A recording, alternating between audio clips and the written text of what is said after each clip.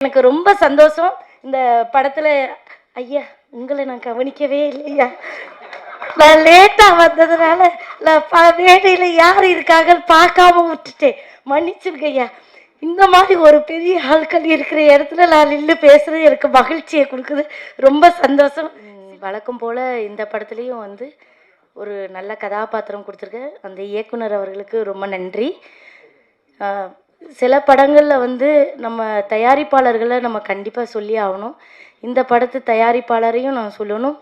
மாசாணி அம்மனுடைய பெரிய பக்தர், அதுக்கு அத்தனை தகுதியும் அவர்கிட்ட இருக்குது. ஏன்னா வந்து சாப்பாடு விஷயத்துலையும் சரி, ஒருத்தவங்களை கவனிக்கிற விஷயத்துலையும் சரி, சம்பளம் கொடுக்குற விஷயத்துலையும் சரி, ஐயா சம்பளம் தருவியலா அப்படின்னு நம்ம கேட்கவே வேண்டாம், கேட்காமலே எல்லாம் கொடுத்த அந்த தயாரிப்பாளர்.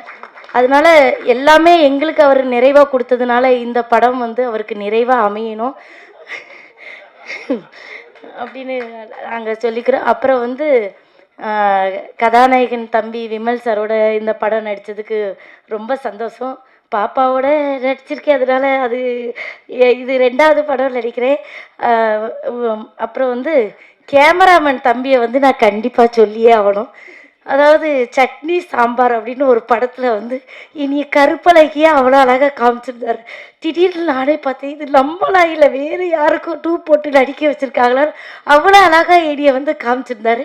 அதே மாதிரி இந்த படத்தில் கூட இனி அழகாக தான் காமிச்சிருப்பார், கரெக்டாக.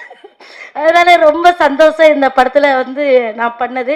அப்புறம் மூர்த்தி சாரை பற்றி நான் கண்டிப்பாக சொல்லியே ஆகணும்.